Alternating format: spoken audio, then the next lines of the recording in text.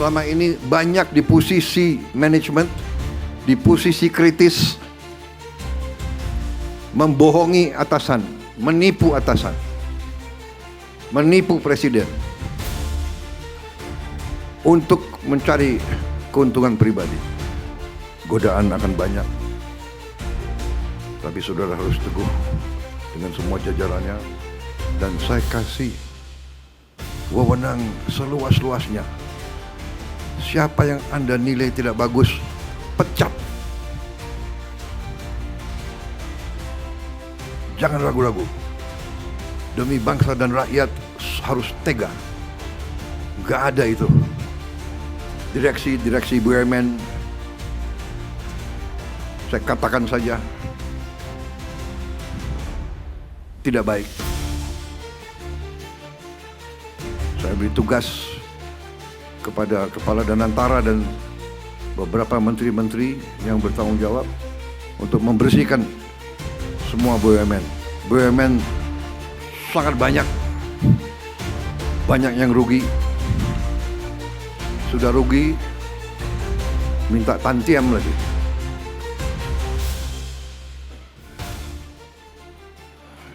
Nggak tahu malu.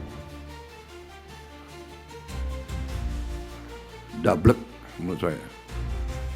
Kalau nggak mau, kalau nggak sanggup mengabdi dengan penghasilan yang tersedia, berhenti saja, segera minta berhenti. Proyek RDMP ini Bapak Presiden banyak dramanya. Saya harus juga katakan banyak dramanya. Kenapa? Seharusnya sudah jadi tahun awal Mei 2024. Tapi ini Pak terbakar. Ada bagian yang dibakar. Saya tidak mengerti apakah dibakar karena terbakar atau dibakar karena ada faktor lain.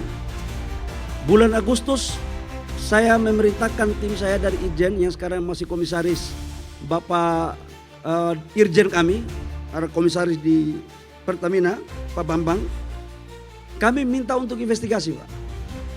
Ternyata barang ini Pak, ada udang di balik batu. Masih ada pihak-pihak yang tidak rela kalau kita itu mempunyai cadangan dan swasembada energi agar impor terus. Kita harus hadapi dan kita selesaikan dalam waktu yang tidak lama lagi. Ada pihak-pihak, saya tidak mengerti, ya. Orang-orang Indonesia yang pintar tapi serakah, mengatur mau import dari luar. Dengan import dari luar dia manipulasi harga dan dia kutip sehingga ada pihak segelintir orang yang kaya raya di atas penderitaan rakyat. Karena itu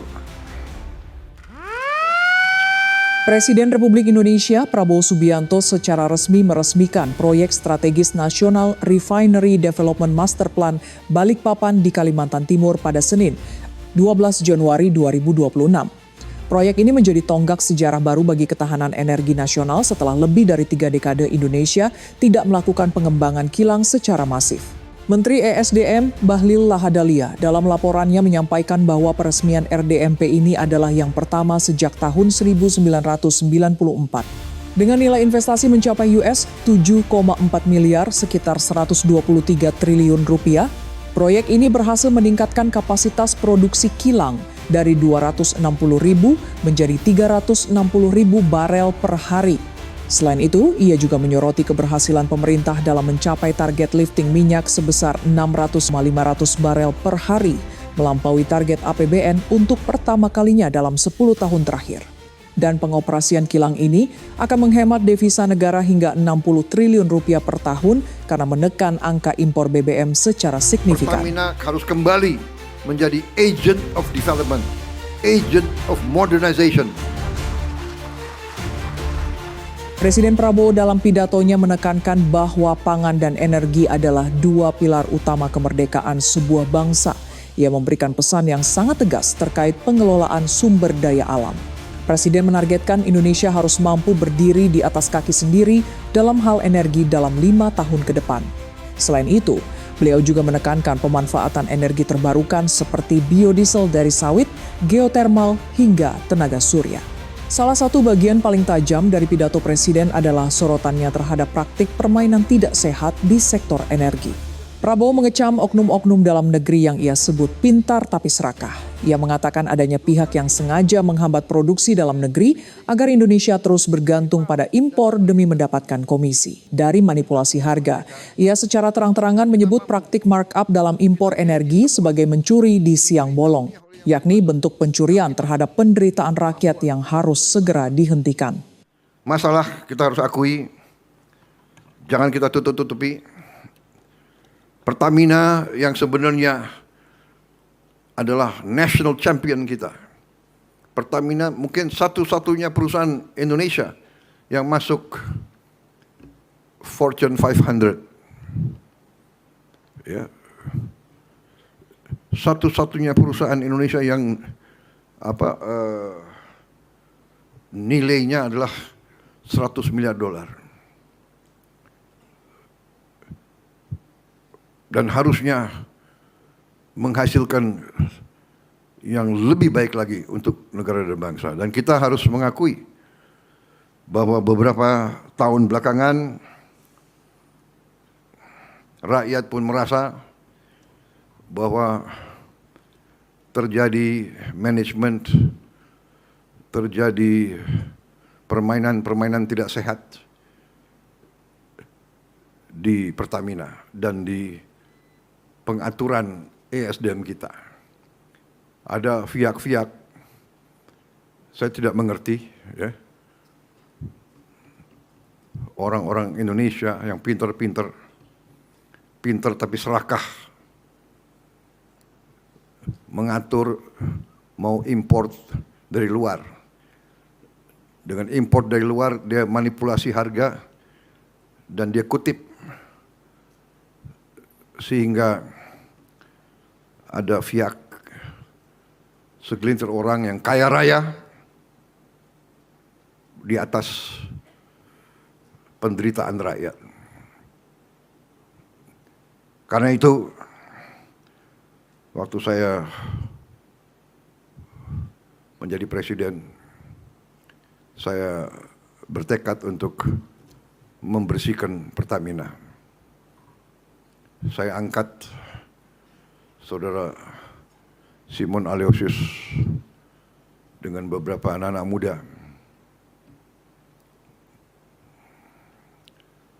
Dan saya beri tugas, jangan korupsi. Jangan kau cari kaya di atas kepercayaan ini. Direktur Utama Pertamina sangat strategis. Anda bertanggung jawab atas sebuah perusahaan $100 miliar.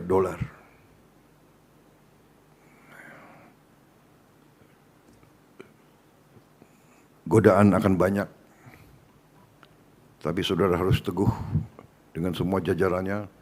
Dan saya kasih wewenang seluas-luasnya. Siapa yang Anda nilai tidak bagus, pecat.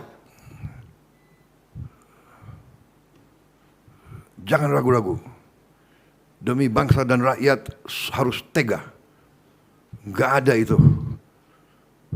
Banyak anak muda yang hebat-hebat. Cari. Saudara-saudara, ini tekad kita semua. Terus saya pesankan, mari kita hasilkan untuk rakyat kita pemerintahan yang bersih, manajemen yang amanah, mengelola sumber kekayaan bangsa dengan sebaik-baiknya. Saudara-saudara sekalian, malu kita dengan bangsa lain dan malu terutama dengan rakyat kita.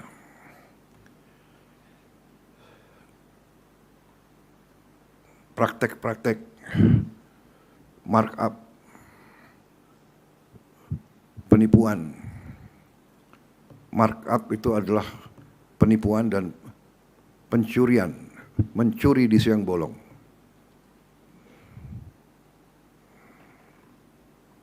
Dan sekarang teknologi ada, sehingga cepat ketahuan kalau markup.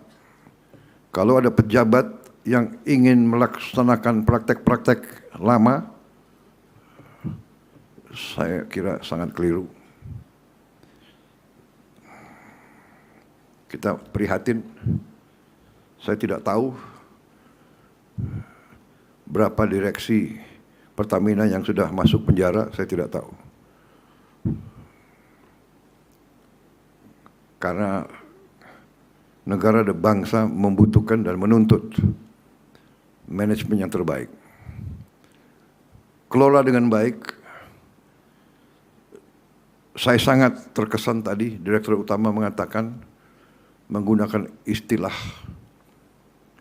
Pertamina Wira, Perwira. Ini luar biasa, ini saya kira nafasnya seperti itu. Nafasnya harus seperti itu. Bangsa-bangsa yang bangkit, bangsa-bangsa yang kuat. Kita harus contoh. Jepang, Korea, bangsa yang tidak punya sumber daya seperti kita, tapi kuat. Nasionalismenya kuat. Kalau tidak salah semua perusahaan di Korea, di Jepang, ada saatnya mereka semua berdiri lagu kebangsaan dikumandangkan. Semangat nasionalis, semangat patriotik, cinta tanah air ini yang harus mendorong semua jajaran Pertamina, terutama yang paling atas, karena kita mengerti sifat manusia. Yang menentukan adalah para pemimpin. Jadi pemimpin itu harus ingarso sung tulodo, memberi contoh.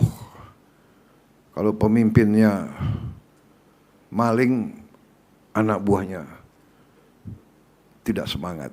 Pengalaman saya di tentara, pemimpin itu maling, cepat anak buah tahu, cepat sekali. Mungkin orang luar tidak tahu, mungkin BPK bisa dikibulin, KPK bisa dikibulin, tapi anak buah akan tahu. Di tentara itu kalau komandan-komandan yang maling, pemimpin yang maling, itu dikasih julukan kapal keruk. Dan seumur hidup dia akan membawa nama itu, kapal keruk. Pemimpin harus memberi contoh. Saya terima kasih semangat tadi. Wira, benar. Ya, pejuang, kesatria, pendekar. Saudara-saudara, perang kemerdekaan ada beberapa fase. Perang kemerdekaan pertama tentunya ratusan tahun yang dulu, perang kemerdekaan yang kita berhasil rebut kedaulatan tahun 45. Habis itu perang kemerdekaan atau perang untuk mempertahankan kemerdekaan. Kemudian perang untuk mengisi kemerdekaan. Dan untuk mengisi kemerdekaan, kita harus mengelola sumber daya dan sumber-sumber kekayaan kita. Jadi setiap unsur yang diberi tugas dan tanggung jawab mengelola kekayaan negara harus menjalankan misi itu dengan penuh rasa tanggung jawab, dengan penuh cinta tanah air, dengan penuh patriotisme, dengan penuh suri teladan. Kesatria, pembela tanah air. Terlalu banyak pengalaman kita. Direksi BUMN saya katakan saja, tidak baik. Saya beri tugas kepada Kepala Danantara dan beberapa menteri-menteri yang bertanggung jawab untuk membersihkan semua BUMN. BUMN sangat banyak yang rugi. Sudah rugi, minta tantiam lagi.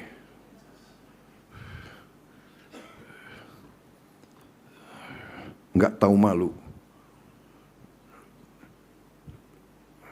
Dablek menurut saya. Kalau nggak mau, kalau nggak sanggup mengabdi dengan penghasilan yang tersedia, berhenti saja, segera minta berhenti. Banyak yang siap gantikan, saudara-saudara. Saya percaya banyak yang siap gantikan. Saya kira yang paling penting itu kita menuju swasembada energi, kita mampu. Selama ini menurut saya tidak ada will. Selama ini banyak di posisi manajemen, di posisi kritis, membohongi atasan, menipu atasan, menipu presiden untuk mencari keuntungan pribadi.